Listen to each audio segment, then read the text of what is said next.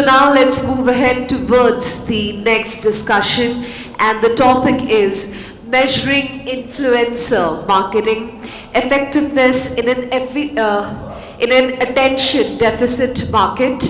And the session chair is being held by Ms. Aditi Mathur Kumar, AVP Creative Business Lead, Interactive Avenues. Can we please give her a huge round of applause? Come on, everyone. It's a phrase that was unheard of just a decade back, right? And now it's the fastest growing industry in the world and in India. Influencers are affecting not just the top of the funnel, but also the mid and the bottom funnels in terms of conversions and sales.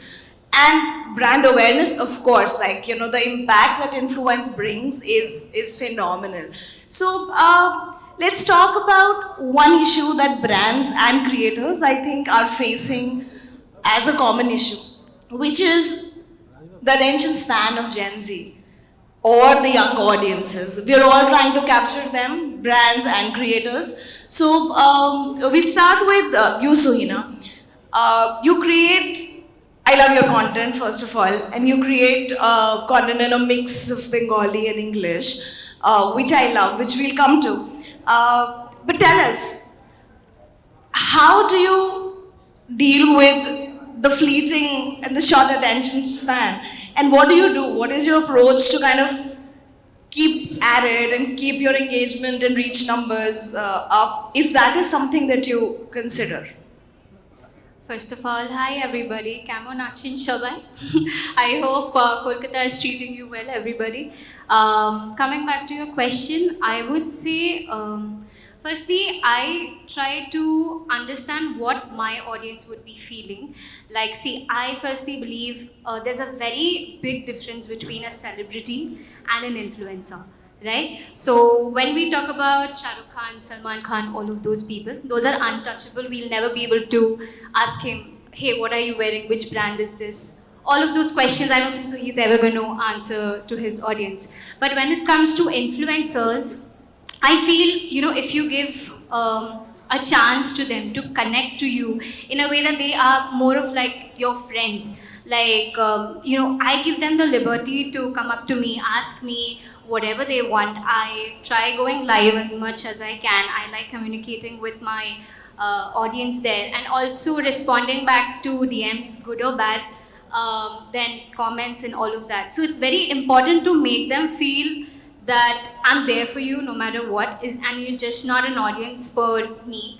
And I feel my job is just not to like post content and go away, right? It is also to be able to connect with the ones who are watching me, engaging with my posts. So that is something that I've been doing. I religiously try to reach out to them, and yeah, I feel, you know, if you keep yourself very candid and not like somebody who's very difficult to get in touch with, that is something that a lot of creators are doing, and I try to refrain myself from doing that. I try to be there to reply back to them and all of that. So that is what I've been doing to, you know, increase my engagement and make sure that they feel connected with me. So that is what I'm doing.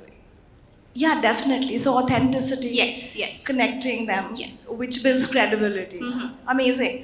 Rajni, so same question, but you know, your content is very refreshing. I'm sure all of us here know and consume your content, all of yours actually. My question to you is, while Suhina touched upon credibility and authenticity while creating content, whether it's branded or not, or just for entertainment, you also stand very strongly for inclusivity and for representation. You are a creator with Vitiligo, and you talk about it openly. And again, you know, while attention span is a question that we've, you know, heard from Suhina, how do you also bring in authenticity with being who you are and with representation? And Sumit, will come to you for the same question after this. So when I started my journey, like around 8 years ago, I'm sure like people didn't have much idea about influencer, who influencers are, and they used to get confused between modeling and influencers and content creators. So basically, I have been very insecure about my skin since a really long time because I have vitiligo. I used to wear socks even in summers because, I used to hide them. But then it's just been 3 years that I got comfortable with my skin. And after that, I started a series, Post Your Raw Self, where I used to post pictures, of myself without any makeup, unfiltered, pictures. So that is when I started, getting that confidence that, yeah, I can just create content freely without hiding my skin, without thinking about my skin twice. And that is something that has worked really well for me because in today's world when people are, like posting all their highs in life, I think it's also important to share your story and be out there and post your lows. That creates a relatability factor. That's a beautiful answer. Sumit, you are a top voice on LinkedIn. And LinkedIn, wow, it's so refreshing to have someone from LinkedIn on this panel. When we talk about influence, we often think about Instagram or maybe Twitter, right, for specific categories. LinkedIn is a super powerful tool, but we unfortunately do not hear about it when we talk about influence. So we will come to that, Sumit. First of all, I'm very interested in knowing all of us are about your journey, about inclusivity and how having a voice and authenticity is important in content.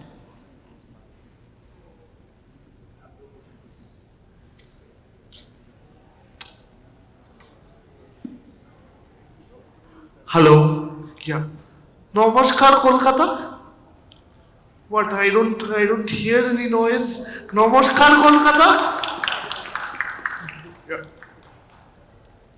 So, coming back to your question, before that, I want you to do a small activity. Can all of you please get up? Please? Yeah. Can all of you please get up? Please, please, please. I see few gentlemen and ladies sitting in the front row. Please get up. Yeah. Try to clap with one finger. Just one finger. Nahi ho raha hai. 2 fingers. Nahi ho raha hai. 3 fingers. 4 fingers. Now 5 fingers. Please take your seat. See, when we talk about influence and our journey in any platform, right, we need people that support us. That creates impact. Ekta angul diye tali baje na, ladies and gentlemen, right? So I was depressed. I felt alone because I was different. I was rejected from 30 schools, right? They said you don't belong here. So I wanted a place to belong.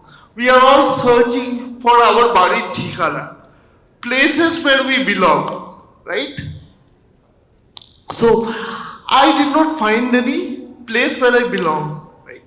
In 2004, I discovered something called Orkut that existed at that time. There was no Facebook, there was no LinkedIn, there was no Insta, there was Orkut. I put my thoughts in scrapbooks, right? And people resonated with it. So I built a community, and I have friends from Orkut who are in touch with me for the last 16 years, right? We have met, we have hung out. So the issue was for me to find my safe space. That okay, I have cerebral palsy. So what? So you have to find your so what. I have this problem, but instead of this, what I can also do with it. It's not disability. Disability has the word ability within it, right? You just have to remove the dis, right? So people told me don't go for an MBA, you won't be able to score. MBA is not for people with cerebral palsy. I scored a 9.5 CGPA and topped my entire university. I said, dekh lo, karna kya hai? You don't get to decide my story, I decide my own story. So, this is how my journey has been. My mother was a successful lawyer, she quit her job, right? She knocked on doors of schools. She was like, padega to mainstream school mein padega, he won't study at a special school. Because he is not somebody special. He doesn't deserve special treatment. What he deserves is to be equal with all of the other people. And that's what started my journey. I don't believe that behind every strong man there's a woman. I believe in front of every strong man there's a mother leading the way. Right? And that's what I have learned in my life. That's how my journey has been. Another round of applause for that. I mean, that is amazing. Thanks so much for sharing this with us. And it was, see, the reason I started with the creators is because, you know, it's very interesting. And I said it's, all of us love it, right, because of the creativity. But we also talked about how being authentic and how representation matters. Because being an influencer or a creator, I like the term creator better, is an aspirational thing today. Like I have a almost teenager daughter who wants to become, you know, I say it a lot of times, who wants to become the president or a fighter pilot or a creator. So it's an influencer is becoming, it's so, the influence is so big that kids are thinking that this could be a viable option while you tell your stories, while you represent, and while you be your true self. So I think it's very inspiring when all of you, you know, tell us that it's, you've been true to yourself and still being able to help brands, which makes me come to brands, right? Because this is an ecosystem and we stay together and we work together. It's an economy in the end of the day. So we start with you, Pankaj. For Wow Momos, the footprint is increasing, right? I mean, I've come from Gurgaon and Wow Momos is almost a weekly order for us. Very straightforward question, where does influencer marketing rest in the funnel for you? Hello, good evening everyone. So, as a company, we have divided the influencer activity into 4 KPIs. First, awareness. Second, interest. Third, conversion. Fourth is loyalty, advocacy and loyalty. So if we'll talk about the awareness part, so as a brand, month on month basis, we are activating 15 or 20 new outlets across India. Some outlets in new cities, some in the existing cities only. So for this awareness activity, earlier if I talk about 2 years back, if I talk about the influencer activity, that was not so active right at that point of time. But today, if I talk about, with the help of AI, the artificial intelligence, and the platform which all are in the market, helps us to know which activity is helping us to create an awareness. What is the ROI of that particular activity? For example, if I am opening a new outlet in Bhopal and I am doing an influencer activity with the help of a regional influencer there. So we have a platforms, some platforms like Dream, etc., we have. With the help of those platforms, we'll be able to understand is that influencer activity is actually helping us in creating the awareness or not. That's a real-time picture which we are getting right now. So 2 years back it was not there. I call it as a traditional influencer activity. Today it's an AI-driven influencer activity. First. Secondly, interest. Interest, if I talk about, that means the influencers which are there in the market. So it's about creating a story. It's about creating an emotional connect with the consumer. So the influencer which we are working with them, first of all, we create a bond with them. We do a sign up of a long-term relationship so that those influencers will create or take a feedback from the customers as well. And they also introduce or they also shows us our products to the consumer. Hey, it's for as a warm momo, we are serving the momos to the customers. So they sometimes what happen is that those influencers give us the recipe to the consumers as well. They show our recipes. This is how chicken momos we are making. This is how pan fried momos we are making. So that it helps for the consumer to create an engagement with us. So that at the point of time when the influencer, so let me tell you one more thing, we also activate the two-way communication here. It's not about influencer is only talking about, it's also about we are also getting a feedback from the customer on real time. That help us to know the consumer in a very better manner. Third is the conversion part. So as a brand, if we are spending some money, so we are obviously looking forward some kind of sales as well. So it's a kind of conversion which we are looking forward from the influencer activity. For example, if I am spending 10 lakhs on the influencer part, I'll be looking forward some good ROI from them. So with the help of this AI part, so we'll be able to track what all the codes which the influencer is giving to the consumer is getting redeemed or not. So we have a very strong built AI and a POS integrated system with us so that every activity which we are doing it right now. For example, right now if I am sitting here, multiple influencers are working for me in the different cities. So my panel is built in such a manner that I am able to track if that influencer is doing his job in Bhopal or he is in Indore. So what kind of ROI we are getting from the code which he is giving to his consumer database. So this is a conversion which we are getting. Third is the loyalty part. So loyalty part, I'll divide the loyalty part into two ways. Two forms, short term and the long term. Short term is if I activate an influencer activity right now.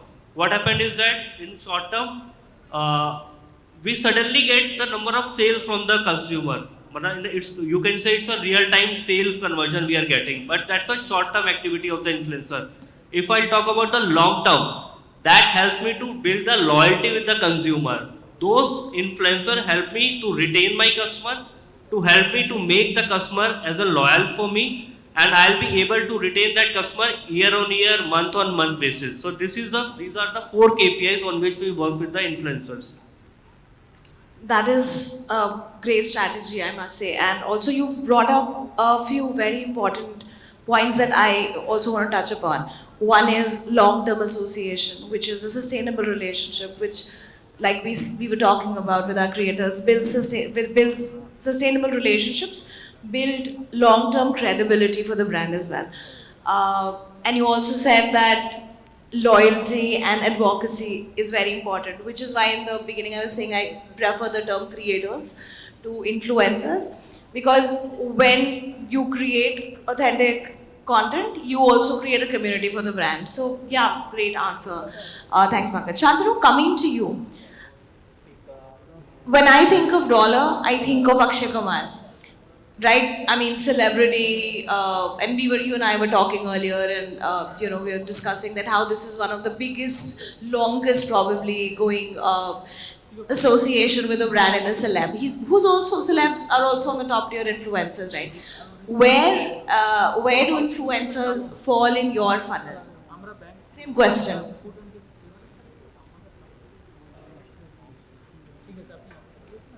Hi everyone. Rightly pointed out Aditi, and actually I would like to thank Pankaj first, because the way he explained the steps that from a brand perspective, the way we go about creating an awareness, then interest, conversion, and so on. Rightly pointing out to Aditi's question, from dollar, I would like to say that Akshay Kumar has been our brand ambassador, as everyone in the hall know, because we are from marketing fraternity. And that's been a longest standing association with one ambassador along with the brand, probably, because Akshay is with us for almost 14 years. But to add to this, prior to Akshay, we had Salman Khan in the initial 2 years. Just after COVID, when we were doing a research, this is about the recall factor that I'm talking about. When we were doing a research about how people respond to dollar and Akshay saying "Fit hai boss" bar campaigns mein, there were a huge set of audience who responded saying that Salman Khan is the brand ambassador of dollar.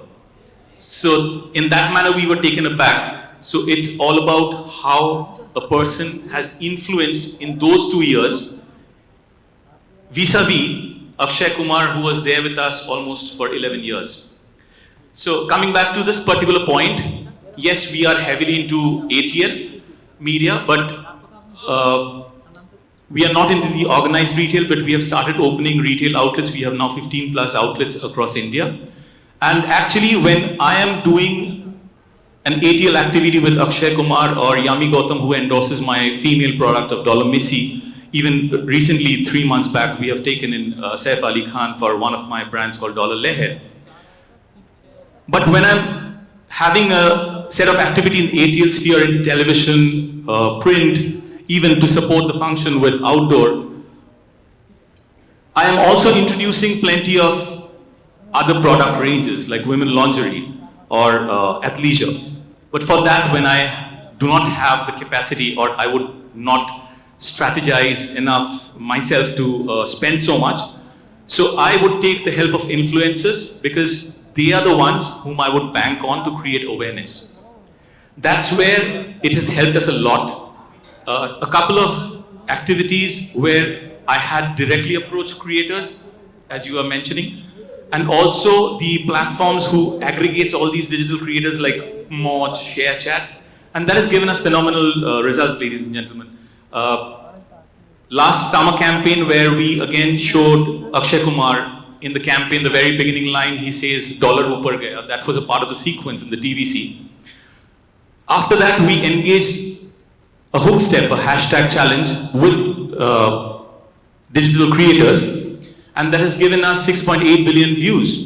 And the reach, you can well imagine, it was incredible.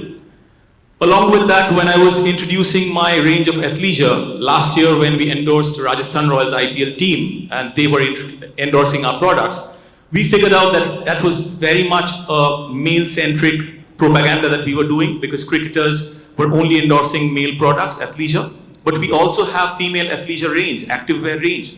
We need to do activities with that. Similarly, we came back this year along with Moj again and did a fantastic activity where we carried on the campaign line of Play Mode On, and that gave us a 4.7 billion views, and it was a 5.7% engagement. So that was brilliant. I mean, they are helping us a lot, and as Pankaj rightly pointed out, when I'm opening stores even, local activities because they have been the trustworthy factor. In the hosiery segment, it's very different. India is pretty diverse, and still today people go on. I mean, if you move out from Calcutta, Bombay, or Ahmedabad, maybe 200 kilometers away, people still go and ask, "Akshay wala banyan dena." So that's the recall, that's the mega influencers that we have.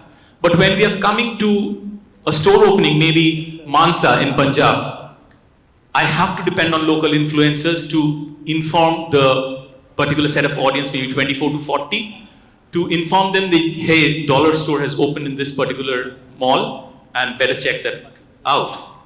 If the next step, as Pankaj was mentioning, to create interest, I would actually partner with them in giving them my products. They would unbox or they would particularly showcase, and then people would be aware of what dollar is selling in the EBOs. So in a way, we have started a lot.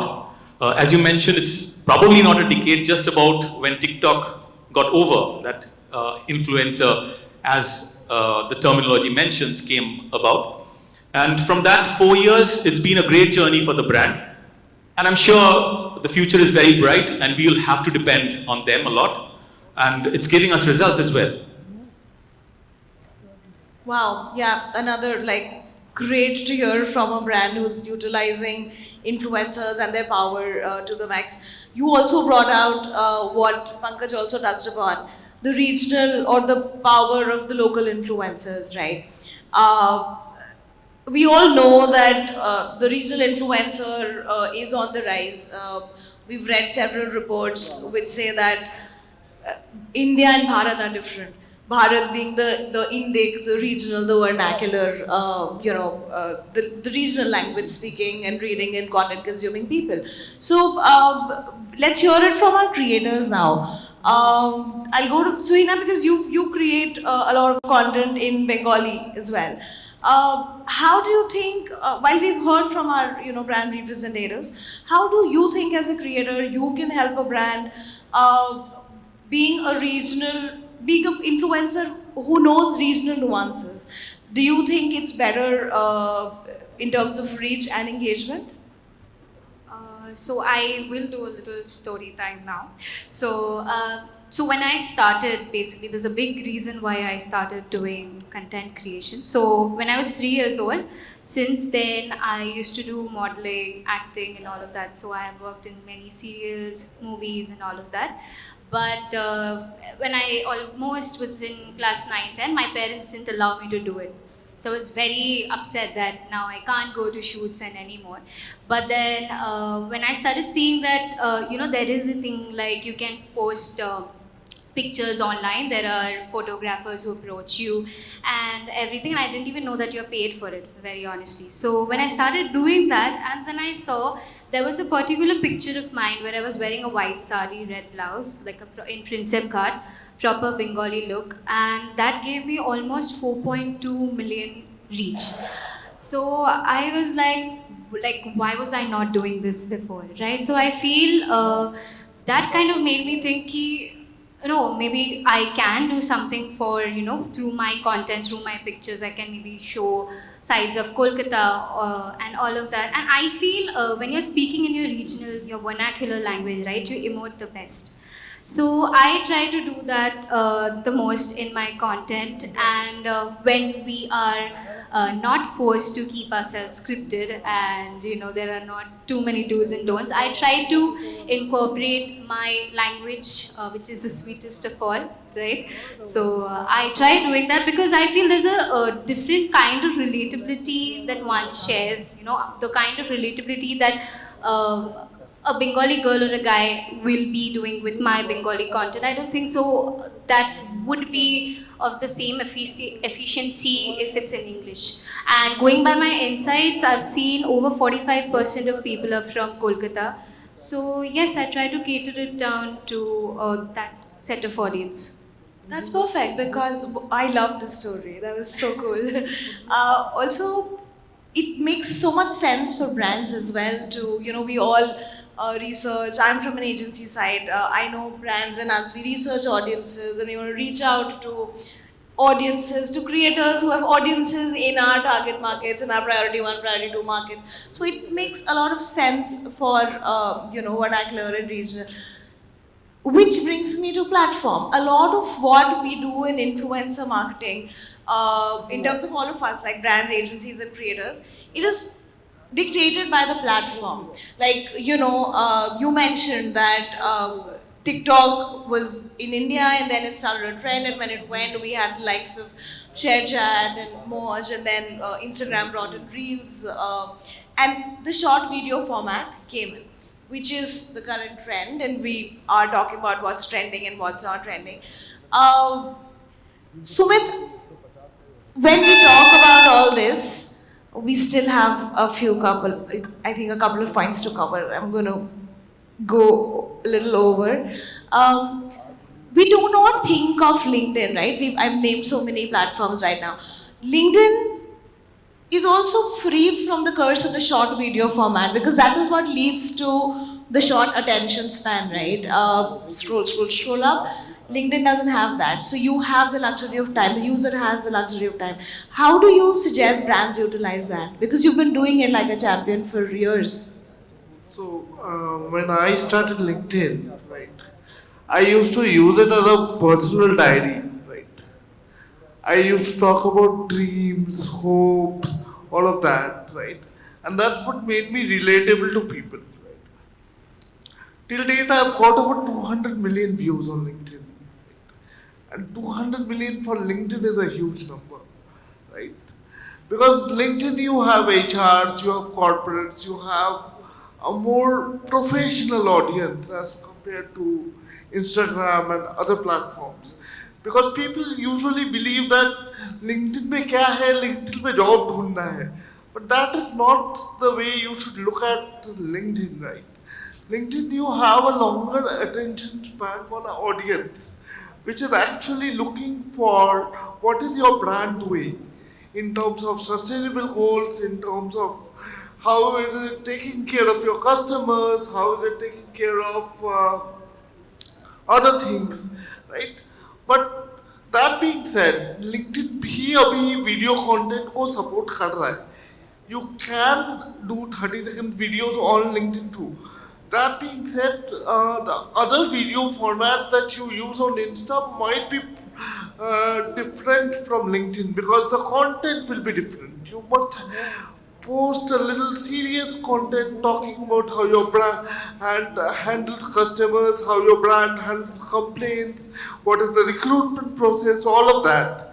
If you say all of that in a video format, that will open up your brand to empathy. And empathy is the key to authenticity, right? So there's a lot of space for experimentation. And when you begin to experiment, for example, I started posting a lot of sketches on LinkedIn. I used to do a sketch of a lot of people who inspired me, and I used to post their story on LinkedIn, right? And that got me a lot of views. I did it once on Ratan Tata, it got me around 17 lakh views on one post. So, be open to experimentation and don't just treat it as a job and recruitment site, because that will get you the top talent in the market, right? And that's what drives tomorrow, innovation and empathy. That's what's the key in the creator economy as well. ये नहीं है कि हम लोग कुछ भी सोच के रील्स पोस्ट कर देते हैं. We do a lot of hard work.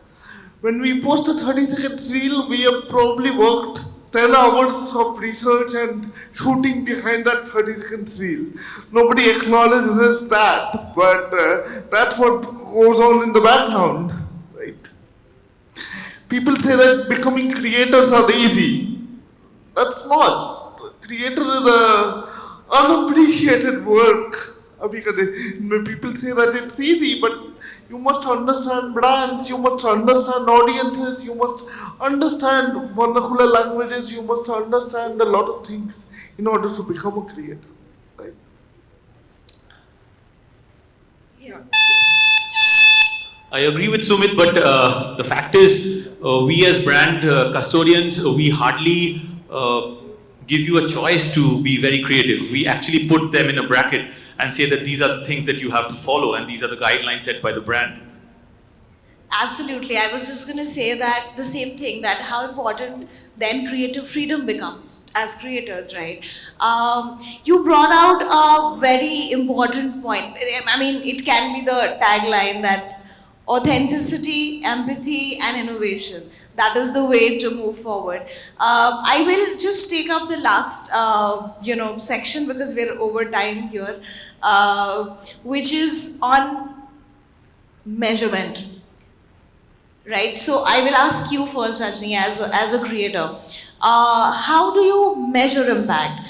We've talked about using influencers and their power for brands, for awareness in various stages in the funnel.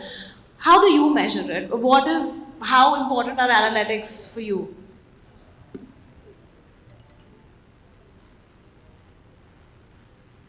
I think one thing has to be clarified, that we as content creators, or you say influencers, are not direct salesperson.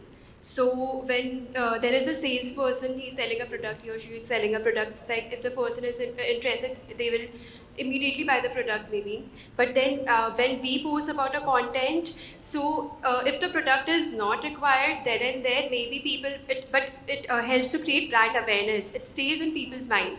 So maybe if after a month, if after 15 days, 10 days, whenever the person, the viewer requires that particular thing, they come back to it. And this I'm saying from my personal experience. So how I measure my success, or how I measure the reach of likes and views and reach is one thing, but then when people remember what you posted about, and when people tell you that yeah, we used your product after looking at it, so that is what creates that's how I feel that yeah, my posts work well. I love what you said, that we are not salespeople. That's why we, all of us, you also said the same thing, and all of us agree that awareness, credibility, authenticity is what creators can bring for brands. And how brands measure, we all know. We have plenty of tools. So it's UTD, urgency, timeline, and the deal which you are giving to the consumer in a real time. You can measure the conversion of that particular artwork. Yeah, absolutely. So we're completely out of time.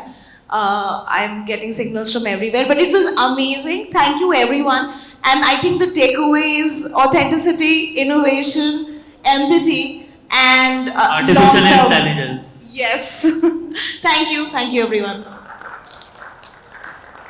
Thank you so much for joining us. May I request the photographers for a group picture, please?